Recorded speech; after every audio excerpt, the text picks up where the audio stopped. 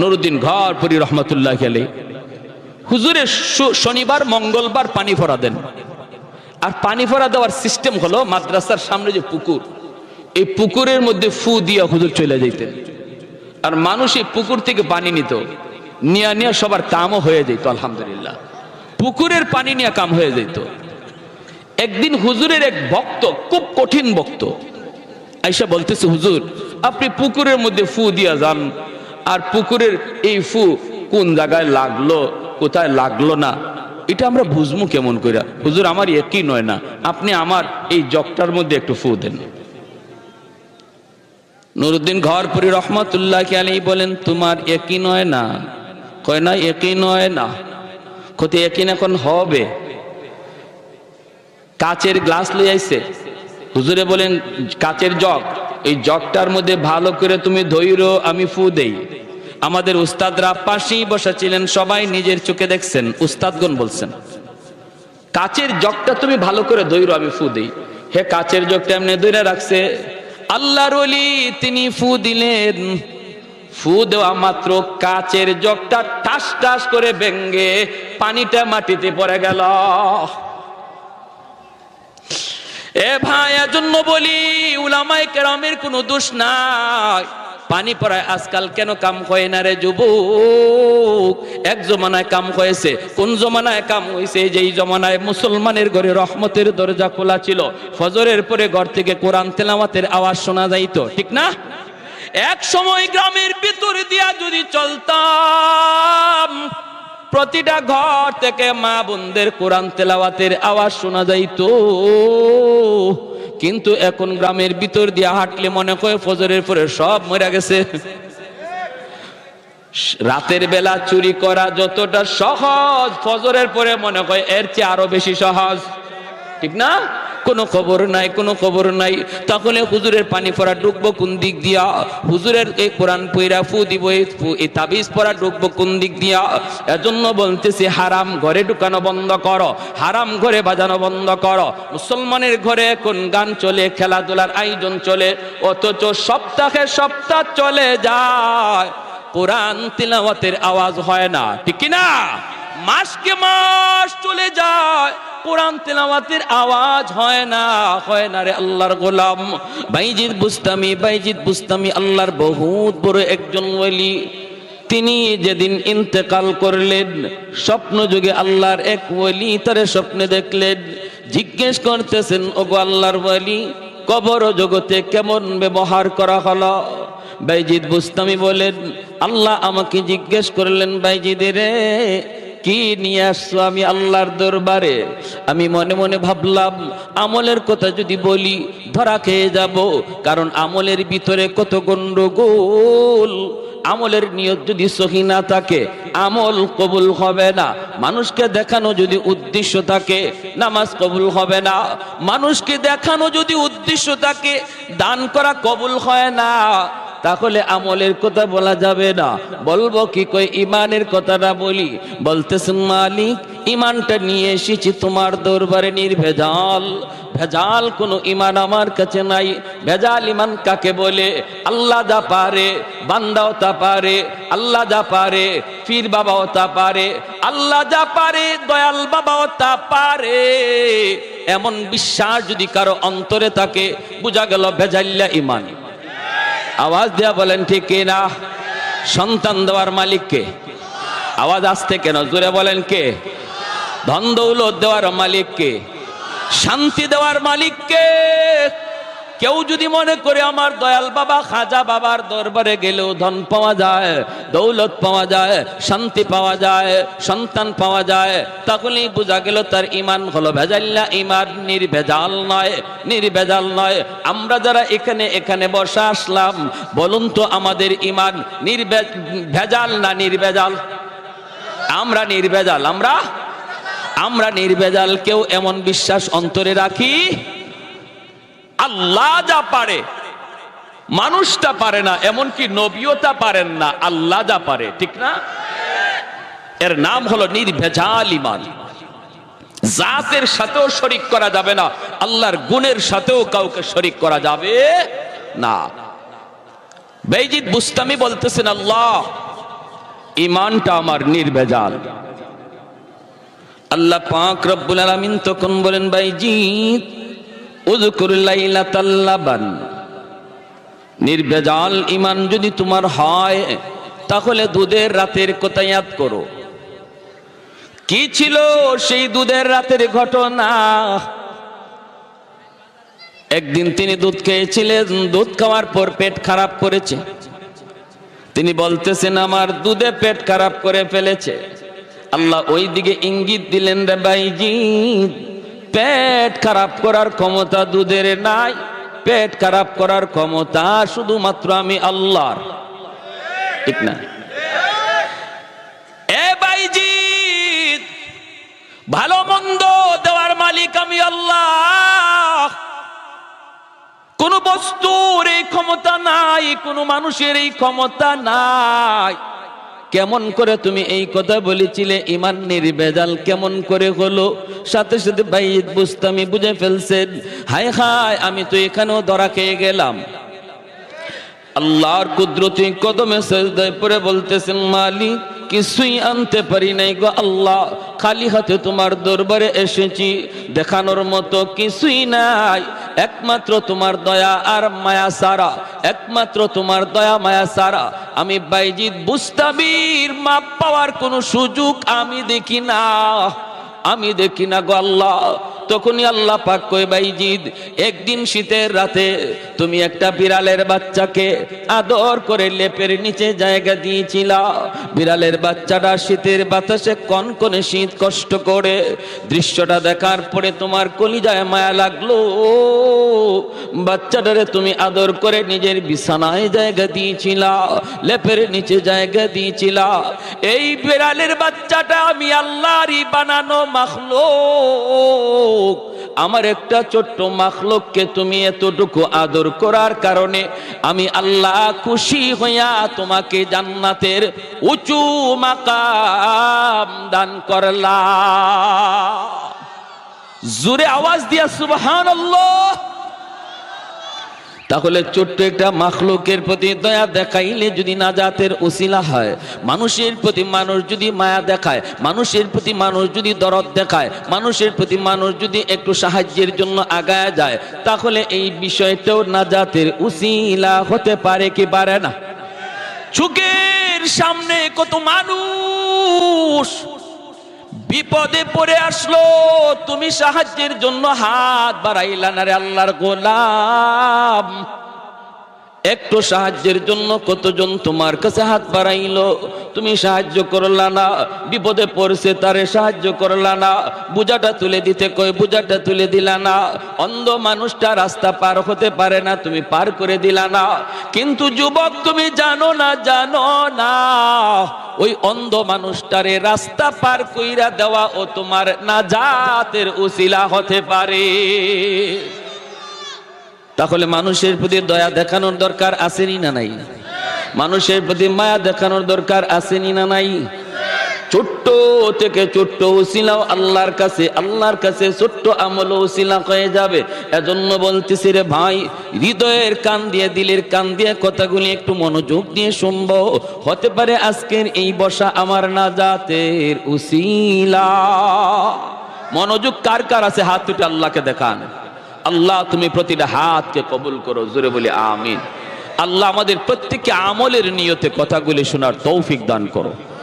আমি যে আয়াতে কারিমা তেলাওয়াত করেছি, এই আয়াতে আল্লাহ রাব্বুল আলামিন বলেন, ওয়ালানাবলুওয়ান্নাকুম বিশাইইম মিনাল খাউফি ওয়াল জু' ওয়া নাকসিম মিনাল আমওয়ালি ওয়াল আনফুসি ওয়াস সামারাত ওয়া বাশশিরিস সাবিরিন। আমি আল্লাহ নিশ্চয়ই কখনো কখনো ইমানদারের কাছ থেকে পরীক্ষা নেব, বিপদ আপদ দিয়া, মুসিবত দিয়া, ক্ষুধার যন্ত্রণা দিয়া, জানের ভয় দিয়া, মালের উপরে কোনো বিপদ দিয়া, বিভিন্ন আকারে মুসিবত আপদ বিপদ দিয়া আমি আমার বান্দার ইমানের পরীক্ষা নেব। এই পরীক্ষায় যারা সবর করবে, আল্লাহ বলেন বন্ধু তুমি জানায় দাও তাদের জন্য আমি আল্লাহর পক্ষ থেকে জান্নাতের সুসংবাদ। বিপদের সময় যারা সবর করবে তাদের জন্য আল্লাহর পক্ষ থেকে জান্নাতের সুসংবাদ। বলুন তো, আমার আপনার জীবনে কম বেশি ছোট বড় বিপদ আসেনি না নাই? এমন কোনো মানুষ পাওয়া যাবে না দুনিয়ায় যে বলবে যে আমার জীবনে কোনো বিপদ নাই, আমার জীবনে কোনো কষ্ট নাই, আমার জীবনে কোনো পেরেশানি নাই, শুধু সুখ আর সুখ, এমন মানুষ দুনিয়ায় মিলবে না। কারণ দুনিয়ার বৈশিষ্ট্য হলো কখনো সুখ কখনো দুঃখ, কখনো হাসি কখনো কান্না, কখনো সচ্ছলতা কখনো অভাব। এটা হলো দুনিয়ার বৈশিষ্ট্য। আর আখিরাতের বৈশিষ্ট্য হলো যার কপালে সুখ তার আজীবন সুখী থাকবে, আল্লাহ তারে জান্নাত দিবে, জান্নাতে দুঃখের কোনো লেশমাত্র নাই। আর আখিরাতের জীবনে যার কপালে দুঃখ, ওর কপালে শুধু দুঃখই থাকবে, সুখের কোনো সম্ভাবনা নাই। এজন্য দুনিয়ার এই বৈশিষ্ট্য, কখনো সুখ কখনো দুঃখ, বিধায় আমরা কখনো অভাবে পড়ি, কখনো অসুস্থতার মধ্যে পড়ি, কখনো বিভিন্ন মুসিবতে পড়ি। আর আল্লাহ বলছেন এটা ইমানদারের উপরে পরীক্ষা হবেই হবে। যে বলবে আমি ইমানদার, আহাসিবান নাসু আইয়ুতরাকু আইয়াকুলু আমান্না ওয়া হুম লা ইফতানুন। আল্লাহ বলেন মানুষ কি মনে করে সে বলবে আমি ইমানদার, অথচ আমি আল্লাহ তার কাছ থেকে ইমানের পরীক্ষা নেব না? এটা কি মানুষ মনে করে? না না, এমনটা মনে করো না। তুমি যদি বলো আমি ইমানদার, তুমি যদি বলো আমি আল্লাহকে বিশ্বাস করি, তাহলে মনে রাখো তোমার ইমান এত বড় দৌলত, এত বড় দৌলত। তাম দুনিয়ার সমস্ত সহায় সম্পদ যদি এক পাল্লায় রাখা হয়, আদনা থেকে আদনা মুমিনের ইমান এক পাল্লায় রাখা হয়, ইমানের পাল্লা ভারী হবে। যেই ইমানের খাতিরে আমি আল্লাহ তোমার জান্নাত দিব, এত দামি বস্তুর পরীক্ষা কিছু হবেই। সেটা হয়তোবা জীবনে একবার, কারো হতে পারে জীবনে দুইবার, কারো হতে পারে বিপদ, কারো হতে পারে সেই পরীক্ষাটা ছোট, কারো জন্য পরীক্ষা হতে পারে বড়। যার ইমান যত মজবুত তার পরীক্ষা তত কঠিন, যার ইমান যত মজবুত তার পরীক্ষা তত কঠিন। নবীগণের ইমান ছিল খুব বেশি মজবুত, এজন্য নবীদের ইমানের পরীক্ষাও ছিল খুব কঠিন। আর আমাদের ইমানটাই দুর্বল, এজন্য আল্লাহর পক্ষ থেকে পরীক্ষাটাও আসে ছোট ছোট, কখনো অসুস্থতা, কখনো ছোটখাটো বিপদ, কখনো অভাব। এর দ্বারা আমাদের উপরে ইমানি পরীক্ষা আসে। প্যারে হাজিরিন, ওই পরীক্ষাগুলাতে কে সবর করলো আর কে সবর করলো না, এর আলামত হলো বিপদে পইরাও, মুসিবতে থাইকাও, অভাবে থাকাকালীন সময়েও যে মানুষ আল্লাহকে ডাকে, আল্লাহর গোলামি করে, তারে মসজিদে পাওয়া যায়। অভাবে আছে এরপরও মসজিদ ছাড়ে না, অভাবে আছে এরপরও আল্লাহর জিকির ছাড়ে না, অভাবে আছে এরপরও হারাম পথে যায় না। বোঝা গেল সে আল্লাহর দেওয়া পরীক্ষার মধ্যে সে পাশ করেছে,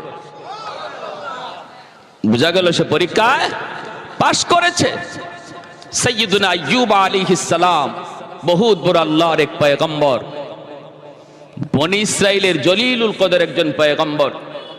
কি পরিমাণ পরীক্ষা ওনার উপর দিয়ে গেছে, তাহলে একটু আমাদের বুঝে আসবে যে আল্লাহ আমাকে আপনাকে দুনিয়ায় যে ছোটখাটো বিপদ দেয়, এই বিপদগুলা আমাদের জন্য কতটা সহজ। যদি নবীর এই পরীক্ষাটা শুনি আমরা ধারাবাহিকভাবে, তাহলে বুঝতে পারবো ইমানি পরীক্ষা কত কঠিন আর আমাদের উপরে যা আস। ঠিক কিনা, ঠিক কিনা? মনোযোগ আছে তো ইনশাআল্লাহ? সবার মনোযোগ আছে তো ইনশাআল্লাহ?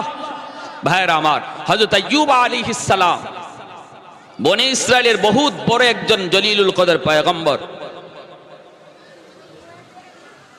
আল্লাহ পাক এমন এমন নিয়ামত তারে দিয়া রাখছেন, নিয়ামতের সাগরে হাবুডুবু খাইতেছিলেন, কোনো দিক দিয়ে কোনো অভাব নাই, কোনো অভাব নাই। যেমন আল্লাহ তারে সুস্থতার নিয়ামত দিছেন, তেমন আল্লাহ তারে দৌলত দিছেন, সহায় সম্পদ দিছেন, রাজত্ব দিছেন। 4টা-6টা জোয়ান জোয়ান ছেলে আল্লাহ তারে দিছেন, ছেলেরাও জোয়ান। আর 4 জন বিবি দিছেন। সর্বদিক দিয়ে 70 বছরের হায়াতের জীবন, সুস্থতার 70 বছরের হায়াতের জীবনে ওনার একটা মাথা ব্যথা পর্যন্ত হয় নাই।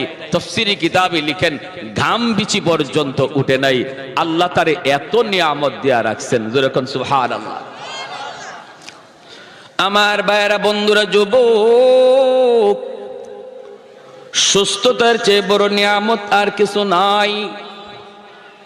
একজন মানুষের জীবনের সবচেয়ে বড় নিয়ামত হলো সুস্থতার আল্লাহর গোলাম। এজন্যই তো মূসা নবী আল্লাহকে জিজ্ঞেস করেছিলেন, মালিক আমি যদি খোদা হই, তুমি যদি বান্দা হও, আমার কাছে তুমি কি চাইবা? প্রশ্নটা বুঝছেন? আল্লাহ আমি যদি খোদা হই, তুমি যদি বান্দা হও, কি চাইবা?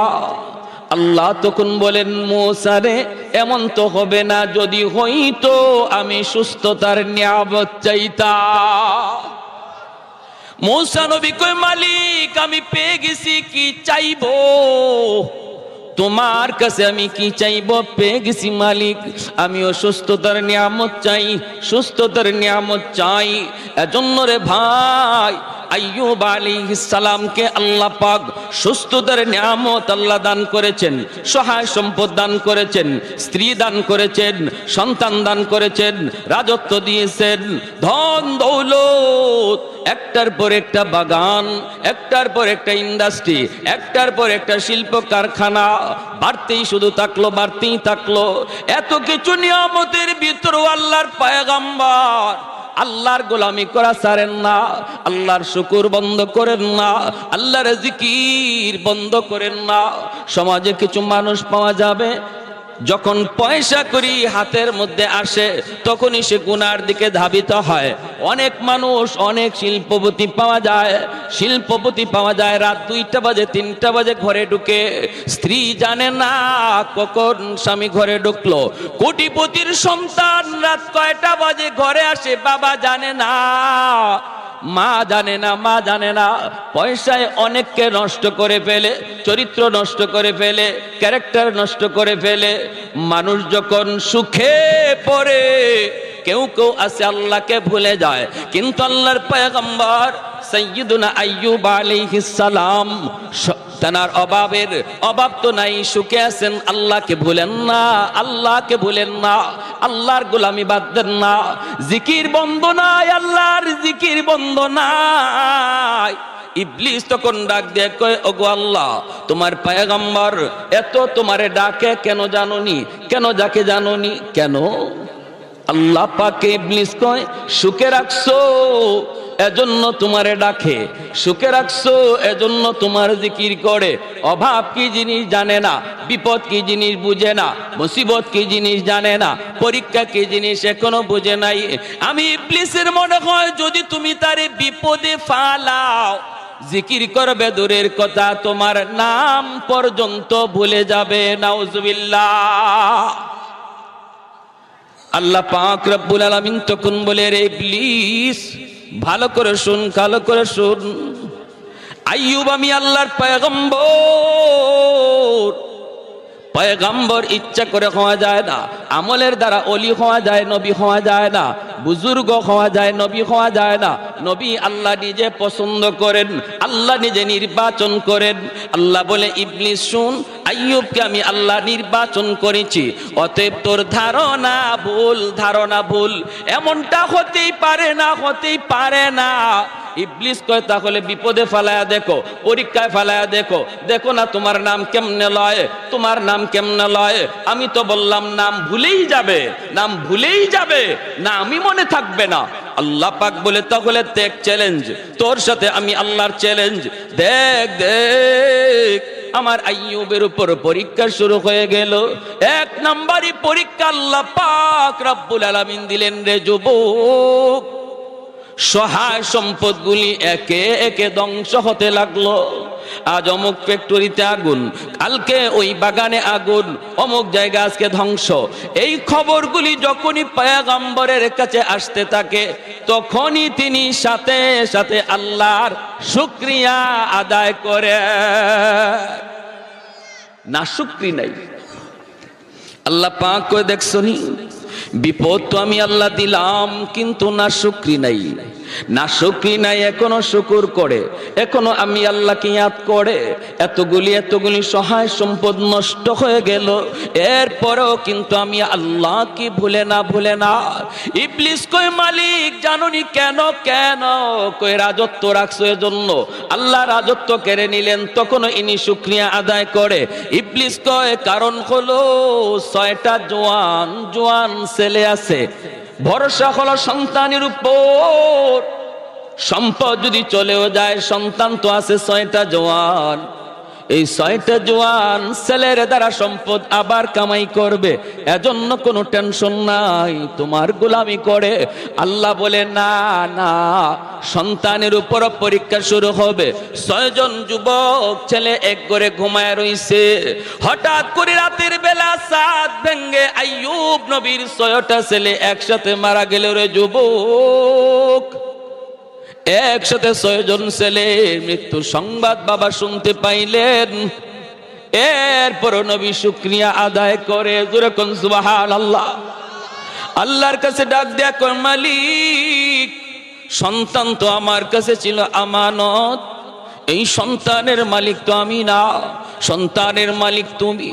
আমার আপনার কাছে সন্তান আল্লাহর তরফ থেকে আমানত, দখলে আমার। এই সন্তান নিজের খুশি মতো চালানো যাবে না, আমানতের বস্তু নিজের মর্জি মতো ব্যয় করা যায় না, করলেই সেটা খেয়ানত হয়। আমানতের বস্তু নিজের মর্জি মতো ব্যয় করা যায় না, করলেই সেটা খেয়ানত হয়। কেমনে ব্যয় করতে হয় কয় মালিকের নির্দেশ মতো, মালিক যেভাবে বলে সেইভাবে, তাহলেই আমানতদারি রক্ষা হয়। সন্তান আল্লাহর তরফ থেকে আমার আপনার কাছে আমানত।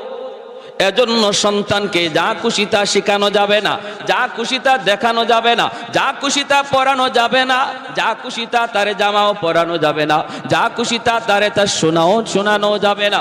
সন্তানকে কি শোনাবো, সন্তানকে কি দেখাবো, সন্তানকে কি পড়াবো, সেই জিনিসটাও চলবে আল্লাহর মর্জি মতো, তবেই আমানতদারি রক্ষা হবে। হাসরের মাঠে বহু বাপমা আল্লাহর আদালতে খিয়ানতকারী হিসেবে কাঠগড়ায় দাঁড়াবে, আর সেই মামলাটা দায়ের করবে তার সন্তান মামলা দায়ের করবে বাপমার বিরুদ্ধে। আল্লাহ, আমি ছোট ছিলাম, আমি বুঝি নাই, কোথায় পড়লে পরে তোমাকে চেনা যায়, কোন শিক্ষা লাভ করলে পরে আখিরাত জানা যায়। আল্লাহ, আমি ছোট্ট বাবু ছিলাম, আমি বুঝতাম না। আল্লাহ, আমার বাপমা বুঝতেন, তারা কেন আমাকে ওই শিক্ষা দিলেন না? আমি আজ যে কারণে জাহান্নামী হলাম, আমার বাপমা আমার চেয়ে ডাবল অপরাধী, তাদেরকে জাহান্নামের ডাবল শাস্তি দাও। রব্বানা আতিহিম দিআফাইন মিনাল আযাব ওয়াল আনহুম লানান কাবীরা। সন্তান বাপমাকে আল্লাহর আদালতে আসামির কাঠগড়ায় দাঁড় করায় দিবে। অনেক বাপমা সন্তানের মামলায় আল্লাহর আদালতে আসামি হবে। কারা? যারা সন্তানের ব্যাপারে খেয়ানত করেছে। সন্তানের ব্যাপারে কি করেছে? খেয়ানত করেছে। যেই বয়সটাতে তাকে আল্লাহর নাম শেখানোর কথা, যেই বয়সটাতে তাকে আখিরাত জানানোর কথা, যেই বয়সটাতে তারে কালেমা শেখানোর কথা, যেই বয়সে তারে কোরআন সহি শুদ্ধ করে শেখানোর কথা, যেই বয়সে ইসলামের মৌলিক জ্ঞান তার অন্তরে দেওয়ার কথা, এই শিক্ষা না দেওয়ার কারণে, এই বয়সে তারা সেই শিক্ষা না দেওয়ার কারণে আল্লাহর আদালতে সন্তান মামলা দিবে। আর এই সন্তান বড় হইয়া সে যখন কলেজে যাবে, শিশুকালে বাপমা তার এই শিক্ষা না দেওয়ায় সে কলেজে গিয়ে বেনামাজি হবে, ভার্সিটিতে গিয়ে বেনামাজি হবে, নাস্তিকদের কাছে গিয়ে সে নাস্তিক হবে, ইসলামের বিরুদ্ধে কথা বলবে। আর যেই সমস্ত বাপমা সন্তানের ব্যাপারে আমানতদারি রক্ষা করেছে, শিশুকালেই তারে দিন শিখাইছে, শিশুকালেই তারে নুরানি মাদ্রাসায় পড়াইছে, আল্লাহকে চিনাইছে, পরকাল বুঝাইছে, এই ছেলে যদি কলেজেও যায় বেনামাজি হবে না, নামাজি হবে।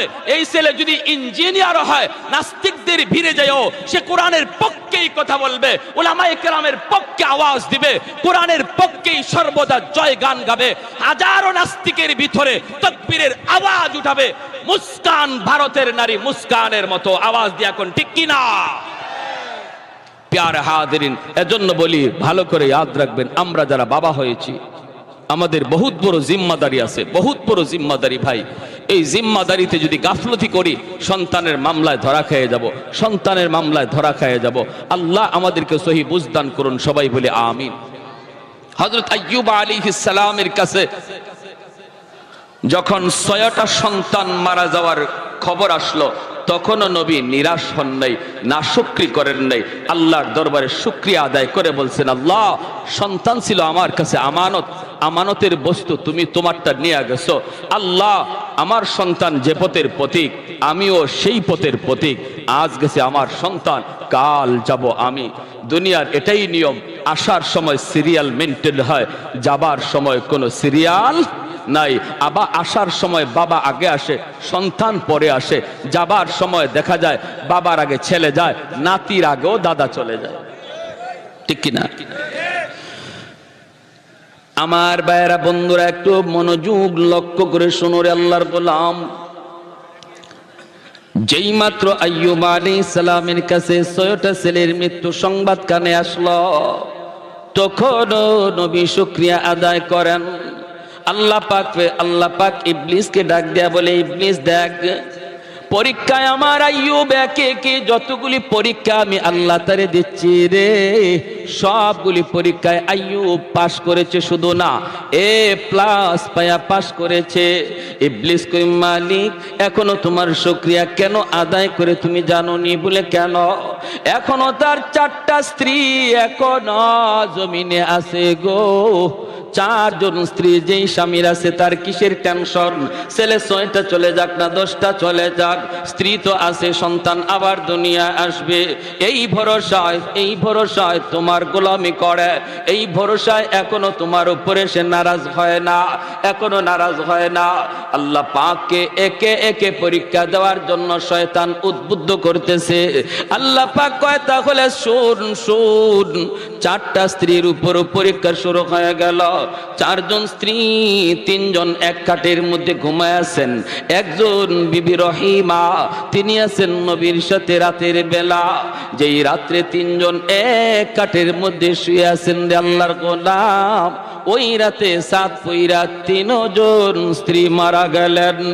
এই খবর নবীর কাছে যখন আসলো, তখনও নবী নাশুকরি করে না, তখনও আল্লাহর শুকরিয়া আদায় করে, তখনও আল্লাহর শুকরিয়া আদায় করে। আল্লাহ পাক রব্বুল আলামিন কয়, এরে ইবলিস, দেখ তো দেখি, দেখ আমার পয়গম্বর আইয়ুব কিন্তু এখনো আমি আল্লাহর শুকরিয়া আদায় করে। ইবলিস তখন কয়, কি শুনবেন? ইবলিস তখন কয়, মালিক, এখনো শুকরিয়া আদায় করে, কারণ তারে সুস্থতার নিয়ামত তুমি দিয়েছ। হাত 2টা এখনো তার সুস্থ, পা 2টা এখনো সুস্থ,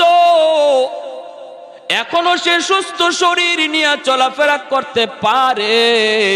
এজন্য তোমার শুকরিয়া আদায় করে। যেই মানুষটার হাত 2টা সুস্থ, সে কোনোদিন গরিব নয়। যার হাত পা 2টা সুস্থ, সেও গরিব নয়, কারণ সে কর্ম করে খাইতে পারে। ঠিক কিনা জোরে কন? কর্ম করে খাইতে পারে, সে গরিব নয়, গরিব নয়।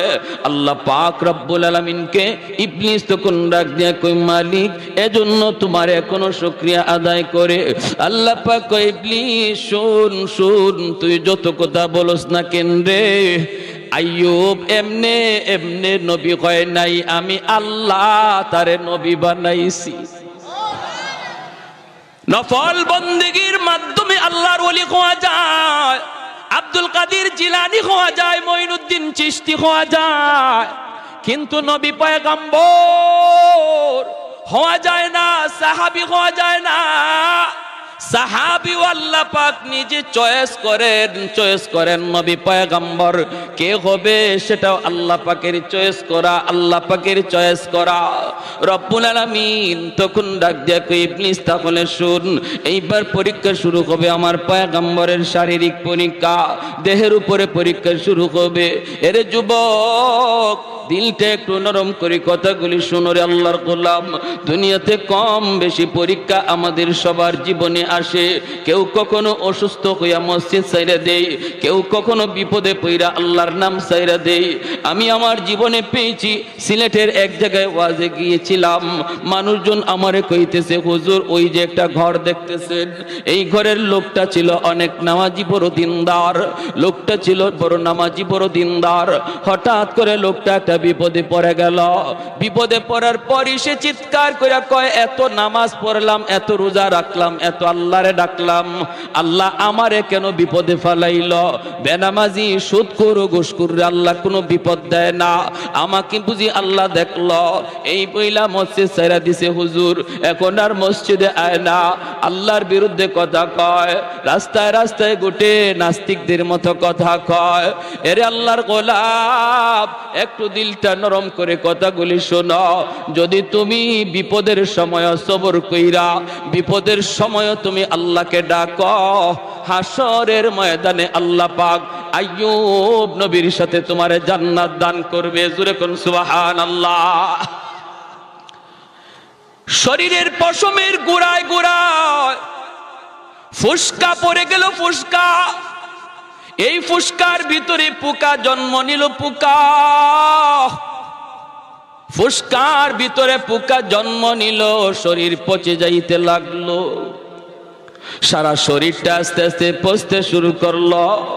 ভাইরে নবী, শরীর থেকে এত দুর্গন্ধ বের হয়, এলাকার মানুষজন কয়, ঘরের প্রতিবেশী লোকে কয়, প্রতিবেশীরাও ডাক দিয়া কয়, তাড়াতাড়ি ঘর থেকে বের করো, এলাকায় থাকা যাবে না, এত দুর্গন্ধ, সারা শরীর পচে যাইতেছে।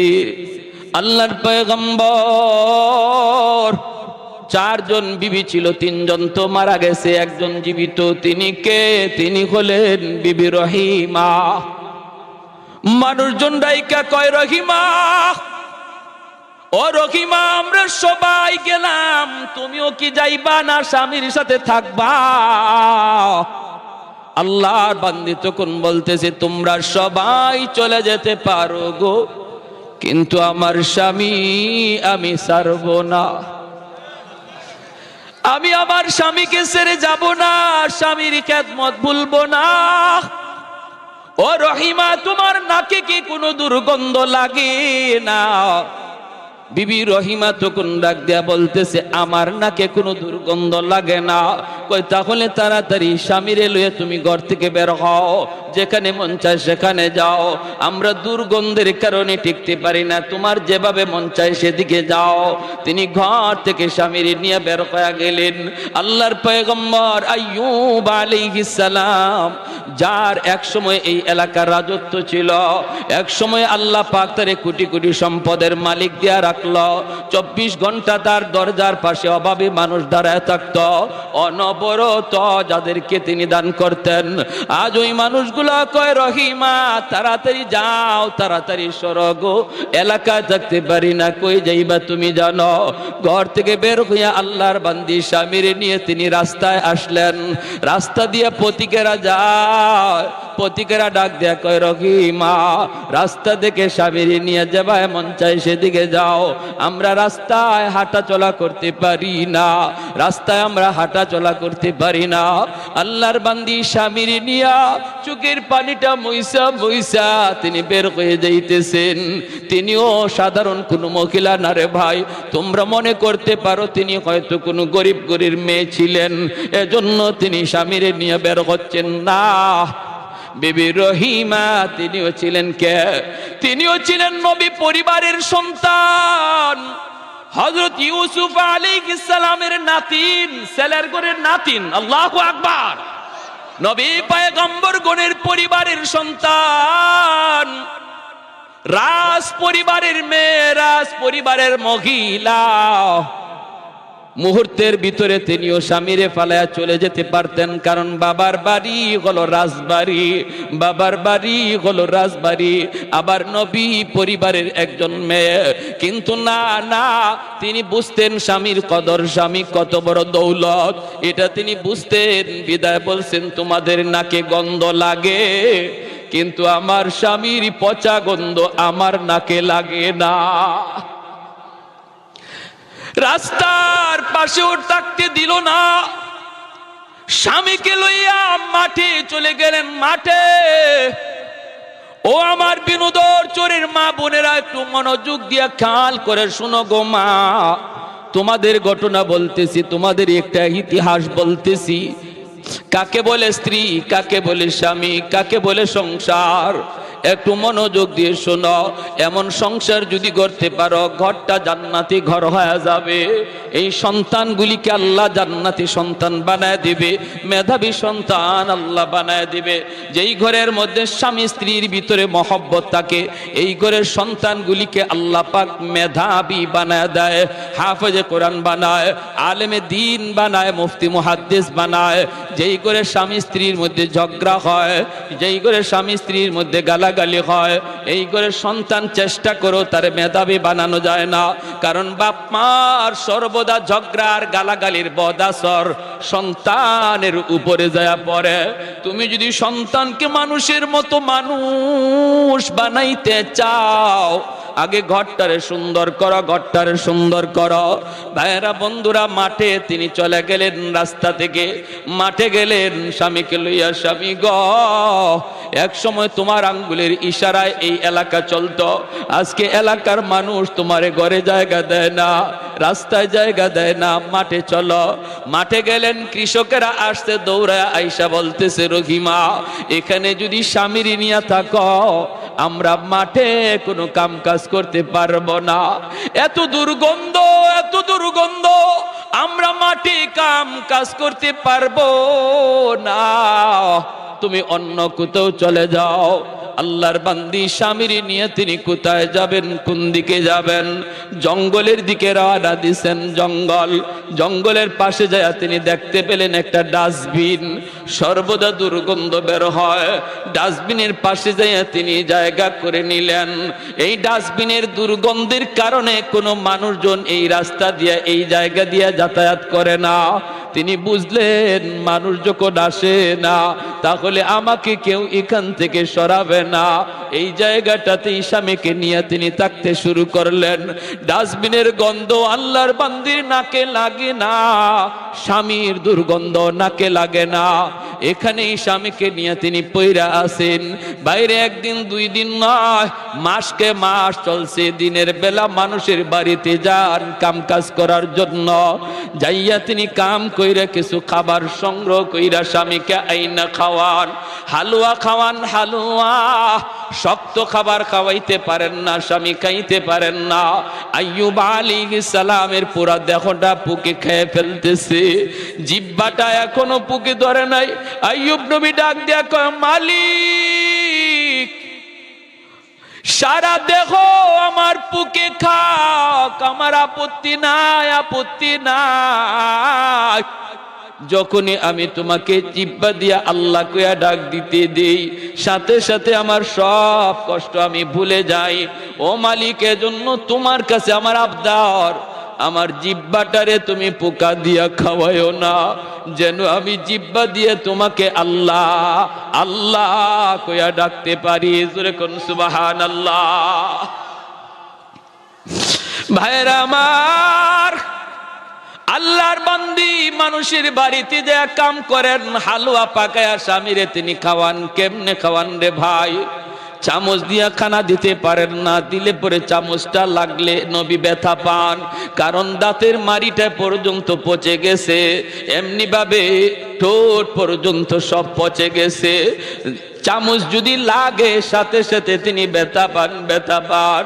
তখন আল্লাহর বান্দি তিনি আঙ্গুল দিয়েও খাওয়ান না, হাত দিয়া খাওয়াইতে গেলে আঙ্গুলটা যদি এই আক্রান্ত জায়গায় লাগে, যদি মুখের এই আক্রান্ত জায়গায় আঙ্গুলের নখটা লাগে, নবী ও কয়ে চিৎকার করে কান্দা উঠেন।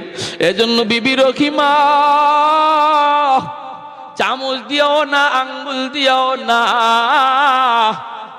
নিজের জিহ্বাটারে তিনি চামচ বানাইয়া এই জিহ্বার মধ্যে হালুয়া উঠাইয়া জিহ্বাটা স্বামীর মুখের ভিতরে ঢুকাইয়া খানা খাওয়ার, অলকমের ভিতরে জিহ্বাটা ঢুকে তিনি খানা খাওয়ান। এইভাবে তিনি স্বামীরে খাওয়ান। দিনের বেলা তিনি মানুষের বাড়িতে যায় কাম করেন, কিছু কাম কইরা খাওয়ানোর ব্যবস্থা করেন। এইভাবেই চলছে, এইভাবেই চলছে রে ভাই। ভাইয়েরা বন্ধুরা, একদিন তিনি কাম পান নাই, কোথাও কোনো কাম কাজ পান নাই। গেছেন একজন ইহুদি মহিলার বাড়িতে, যাইয়া তিনি বলতেছেন, মা গো, ঘরে কোনো কাম আসেনি, আমাকে কোনো কাম দেওয়া যাবেনি। মহিলায় কয়, না না, আমার বাড়িতে কোনো কাম নাই, কাজের লোক লাগে না, কাজের লোক লাগে না। তখন তিনি বলতেছেন, তুমি হালুয়া পাকাইছো, একটু হালুয়া দিবানি, আমার স্বামীর জন্য একটু হালুয়া নিব। মহিলায় কয়, আমি বিনা টাকায় বিনা পয়সায় হালুয়া দেই না, আমি তো বিক্রি করি।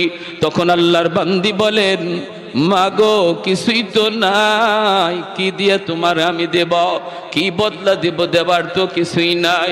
আমার জন্য চাই না, আমার জন্য চাই না, আমার একজন অসুস্থ স্বামী, আমার অসুস্থ স্বামী জঙ্গলের ডাস্টবিনের পাশে রেখে এসেছি, অসুস্থ ক্ষুধার্ত তার জন্য।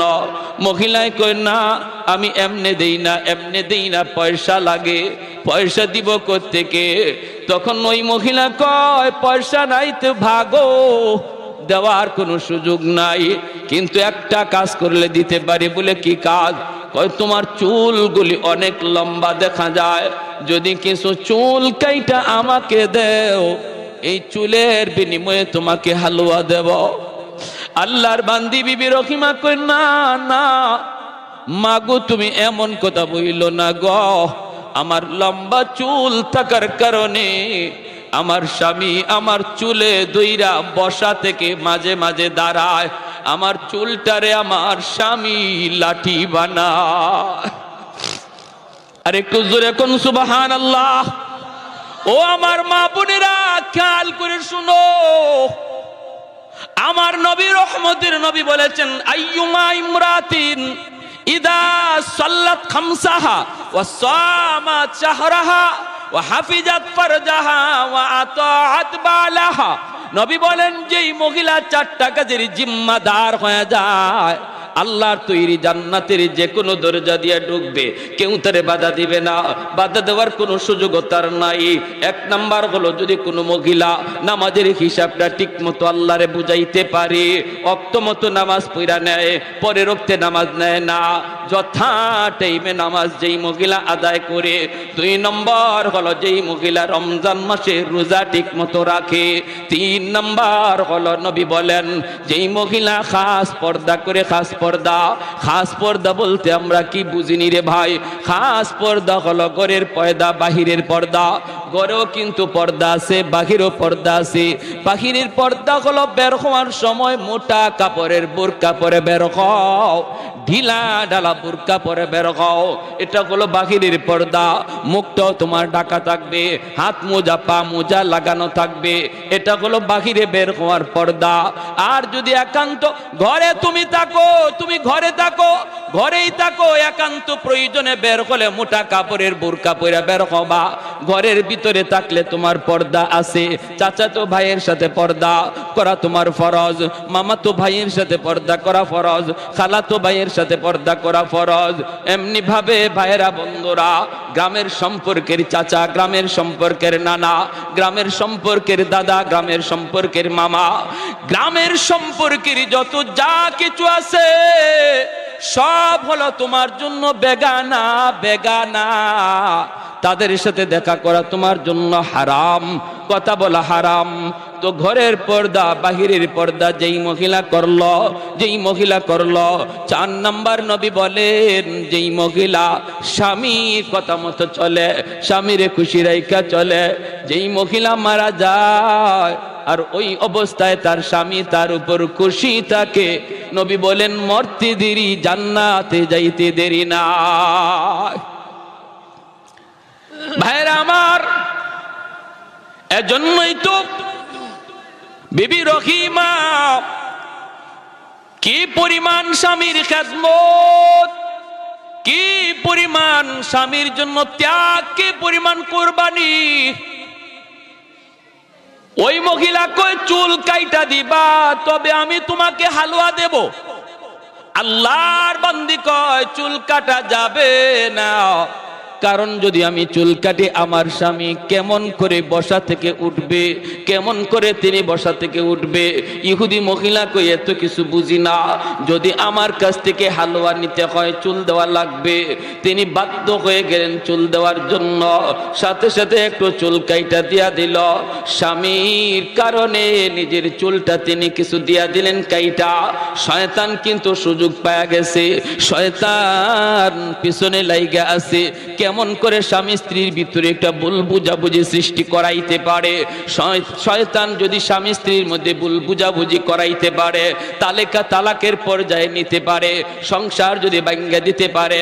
আল্লাহর নবী বলেন শয়তানের জীবনের যত শয়তানি আছে রে, সমস্ত শয়তানির ভিতরে সবচেয়ে বড় শয়তানি হলো তালাক, সবচেয়ে বড় শয়তানি হলো ঘরের মধ্যে স্বামী স্ত্রীর ভিতরে গন্ডগোল।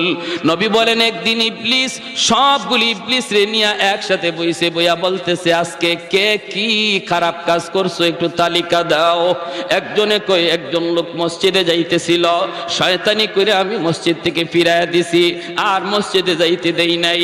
কয় এটা তো সামান্য কাম, বড় কোনো কাম না। শয়তান কিন্তু মুকুট নিয়ে বসা, পুরস্কার নিয়ে বসা, এই লোকে পুরস্কার দিল না। আরেকজন রে কয় আমি মাপে কম দেওয়াইছি, আমি একটা দোকানদার রে বুদ্ধি কইরা মাপে কম দেওয়াইছি। শয়তান কয় এটাও বড় কোনো পাওয়ার কিছু না। একে একে সবাই সব দিল। একজনে কয়ে উঠছে উস্তাদ জি আমি একটা কাম করছি। বলে কি কাম করছ? কয় স্বামী স্ত্রীর ভিতরে ঝগড়া লাগাইয়া স্বামীর মুখ দিয়া 3 তালাক দেওয়াইছি। ইবলিস সিংহাসন থেকে লাফ দিয়ে উঠে গেছে, ওইটাই দৌড় দিয়া যায় তার মাথার মধ্যে পুরস্কার এই মুকুট দিয়া কয় তুই আজকে সবচেয়ে বড় শয়তানি করছ, তুমি আমার কাছ থেকে পুরস্কার পাওয়ার যোগ্য। কারণ যেই সংসারের ভিতরে তালাক হয়, তালাকের দ্বারা শুধু স্বামী স্ত্রীর জীবন নষ্ট হয় না রে যুবক, তালাকের দ্বারা অবলা সন্তানগুলির জীবন নষ্ট হয়ে যায়। ভবিষ্যৎ অন্ধকার অন্ধকার অন্ধকার। মা একদিকে বাবা একদিকে, একজন সন্তানকে যদি আদর্শ সন্তান বানাইতে হয়, একদিকে মায়ের আদর আর একদিকে বাবার শাসন লাগে। আওয়াজ দিয়ে এখন ঠিক কিনা? খালি মায়ের আদরে কোনোদিন সন্তান আদর্শ মানুষ হয় না, মানুষ হইতে পারে না রে আল্লাহর গোলাম। এজন্য বাবার শাসনের প্রয়োজন। তালাক হওয়া মানে মা একদিকে বাবা একদিকে, ছেলে মেয়ে হয়তো মার কাছে নয়তো বাবার কাছে, কিন্তু একসাথে আর মা বাপরে পায় না পায় না। এজন্য এই সন্তানগুলির জীবনটা নষ্ট হয়ে যায়। এজন্য ভাইরা বন্ধুরা মনে রাখবা, নবী বলেন যখনই কোনো ঘরের মধ্যে কোনো পুরুষ তালাক দেয়, সাথে সাথে আল্লাহর আসমানটা কাঁইপা উঠে। এত বড় হালাল জিনিসের ভিতরে সবচেয়ে নিকৃষ্ট নবী বলেছেন তালাক। আমাদের সমাজে পুরুষ তো আছে, কিছু মহিলাও এমন মিলে ঝগড়া কইরা কইরা কয় দে আমারে তালাক দে। কয়নি না কয় না? কয় তুই বাপের বেটা হইলে আমারে তালাক দে। নাউজুবিল্লাহি মিন যালিক। এমনি স্বামীর টেম্পার গরম হয়ে রইছে, আরো গরম করে। এই কাজটা করায় দেয় মাঝখানে এসে কে? ইবলিস। কে করায়? ইবলিস করায়। আর হেও গুসার ছুটে তালাক 3টা না দেয়া 14 গোষ্ঠী সহ তালাক দেয়। তোরে তালাক, তোর মারে তালাক, তোর দাদিরে তালাক, তোর 14 গোষ্ঠী তালাক।